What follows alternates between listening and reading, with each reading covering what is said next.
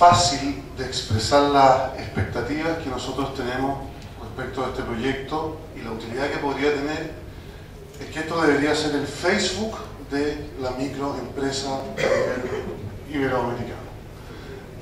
Debería transformarse en el lugar donde están todos los actores relevantes, donde se pueden encontrar aquellos actores que uno quisiera buscar, compartir información, compartir opiniones, comunicarse, acceder a datos importantes desde una plataforma virtual que ya no va a ser una red social, sino que debería ser una red de empresas de menor tamaño.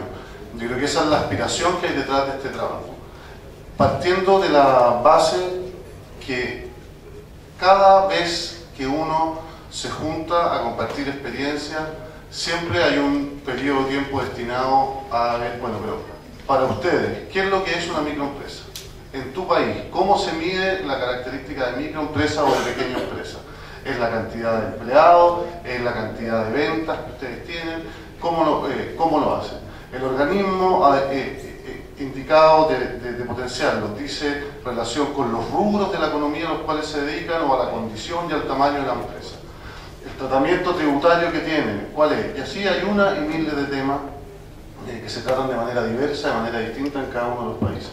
Pero todos con la finalidad de hacer más eficiente y más productiva la microempresa y con la convicción de que el generar un espacio de intercambio comercial favorable a la microempresa en la región o en el continente es una cosa que tiene que surgir ya. Los intentos bilaterales que puedan existir entre distintos países son muy ventajosos, son muy beneficiosos. Pero si es que existe la posibilidad de tomar decisiones, de hacer compromisos, de aunar esfuerzos desde una perspectiva regional, ese es la mejor ayuda que nosotros le vamos a poder hacer a nuestra microempresa. Es cierto, nosotros en nuestra microempresa tenemos que capacitarlo, tenemos que hacerlo más eficientes, más productivos, tenemos que bancarizarlos, tenemos que hacer que tengan condiciones a acceder a un crédito con tasas que sean razonables y que no hagan que sea imposible, pero todo eso es partiendo de la base de que en algún momento ellos van a tener que vender algo, ya sea un servicio, ya sea un producto, lo que sea que ellos van a vender.